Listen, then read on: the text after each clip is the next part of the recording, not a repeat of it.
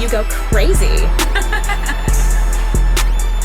Друзья, всех приветствую! Сегодня в этом обзоре мы с вами рассмотрим два новых аудиофильских кабеля для наушников от компании iVipQ. И, конечно же, как всегда, обсудим их влияние на звук. И оба этих кабеля мне пришли вот в таких вот кожаных кейсах.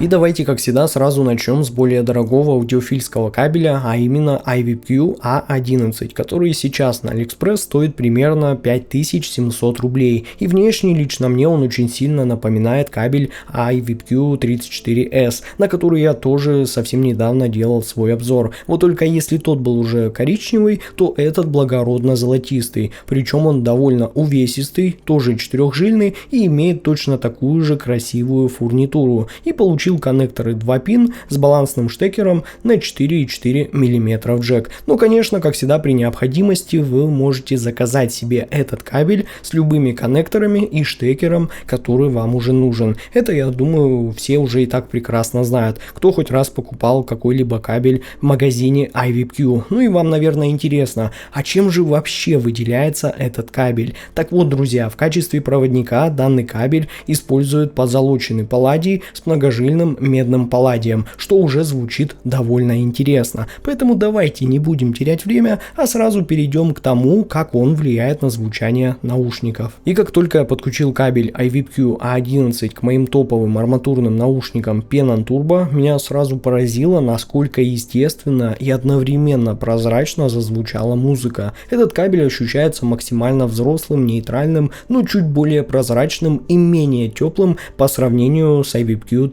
34S, и сразу становится ясно, что он раскрывает наушники уже с новой стороны. Причем будь это чисто вот такие арматурные наушники или гибридные или трибридные решения, результат всегда удивляет. И я сразу обратил внимание, что низкие частоты с этим кабелем стали более контролируемыми, детализированными, бас прям такой плотный, динамичный и с отличной атакой. Но при этом он не давящий и не размазанный. Он ощущается телесно, каждая нота прям хорошо так очерчена, а общая ритмическая структура музыки стала уже более понятной. И при ударе кика или басовых партиях появляется энергия и собранность, которой раньше могло уже немного не хватать, особенно в сравнении со стоковым кабелем. А вот середина раскрывается особенно интересно. Вокал звучит прям натурально, выразительно, слышно дыхание, тонкие оттенки инструментов, легкие реверберации, и все это воспринимается уже очень ясно. При этом середина остается музыкальной и цельной, без какой-то там излишней аналитики. И каждая деталь, которая раньше могла где-то теряться, теперь прям стала на слуху. И особенно заметно, как этот кабель добавляет объем и живость в записи, делая сцену уже более глубокой и насыщенной. Да и высокие частоты тоже заиграли по-новому, особенно на темных наушниках. И с этим кабелем они стали прям очень прозрачными, воздушными, но при этом не резкими и не утомляющими слух. И теперь послезвучие, реверберация и какие-то мелкие акценты на верхах теперь слышны очень ясно, но как бы органично, без ощущения, что что-то было искусственно подчеркнуто. И слушать становится реально очень комфортно и интересно. При этом ощущение детальности заметно выше, чем у кабеля iVipQ 34S. Да и звуковая сцена с A11 раскрывается еще интереснее. Ширина, глубина, локализация инструментов стали более точными. Каждый элемент на своем месте. И общая подача очень такая цельная и естественная. И появляется более лучшее ощущение пространства и погружения, что будто музыка словно оживает и становится очень объемной, и ты можешь таким образом легко погрузиться в нее. И в итоге кабель iVipQ 11 впечатляет меня своей сбалансированной прозрачностью, детальностью и музыкальностью. Он подчеркивает нюансы записи, раскрывает потенциал наушников и делает звучание уже более зрелым и живым. И по сравнению с iVipQ 34S он чуть более прозрачный и воздушный, но при этом сохраняет ту же цельность и естественность. И этот кабель отлично подойдет тем, кто хочет максимального раскрытия своих наушников. Ну а теперь, друзья, давайте поговорим о следующем кабеле iVipQ A22, который сейчас на AliExpress стоит примерно 5000 рублей. Он тоже четырехжильный и с перекрестным плетением, но уже вот в такой вот синей, привлекающей внимание расцветке. А вот фурнитура тут уже будет, конечно, слегка попроще, да и сам кабель уже полегче. Но он тоже совершенно не путается и очень приятен в использовании. И он также использует коннекторы 2 пин и балансный штекер на 4,4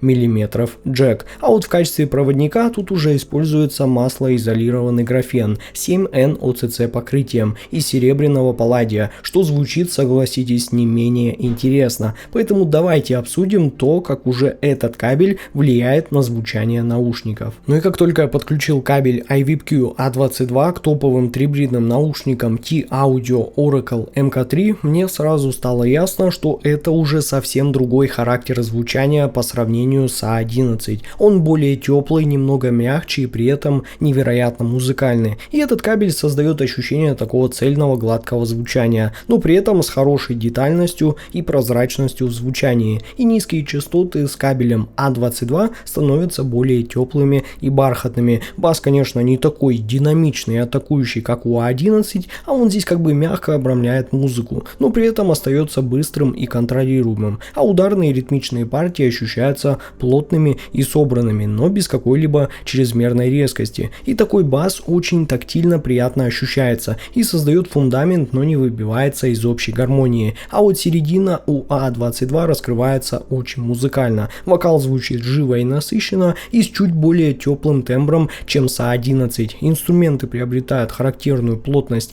и телесность, и детали тоже остаются на слуху. Но просто сама подача с этим кабелем уже более сглаженная и плавная, без ощущения какой-то аналитичности и супертехничности. И особенно впечатляет, как этот кабель умеет делать музыку цельной, как бы объединяя все элементы в естественное и органичное полотно. Ну а высокие частоты с кабелем A22 очень прозрачные и чистые, но уже менее акцентированные, чем у A11. Они словно плавно переливаются, аккуратно добавляя воздуха и легкости звучанию, но при этом без какого-либо ощущения резкости. И особенно это заметно на послезвучиях и реверберации, которые ощущаются уже мягче, и музыка словно становится более естественной и комфортной для долгого прослушивания. А вот звуковая сцена с этим кабелем раскрывается чуть шире по моим ощущениям, но без какой-то излишней отстраненности инструментов. Глубина и локализация присутствуют, но подача как бы уже более плотная и теплая, с таким эффектом, что музыка словно обволакивает все вокруг, а не просто расставляет все элементы на отдельные слои. В общем, кабель iVipQ A22 впечатляет своей музыкальностью, теплой подачей и безумно естественным балансом. Он делает звучание гладким, цельным и эмоционально насыщенным. И в итоге, друзья, я могу сказать вам смело, что новые кабели iVipQ A11 и iVipQ A22 действительно меня удивили, и каждый из них по-своему раскрыл звучание и добавил наушникам зрелости и характера. И если A11 сделал подачу более нейтральной, чистой и прозрачной, то A22 придал музыке больше объема, плотности и эмоционального тепла. И оба кабеля ощущаются по-настоящему аудиофильскими, с точным контролем, глубиной и чувством цельного и зрелого звучания. Так что если сейчас вы ищете способ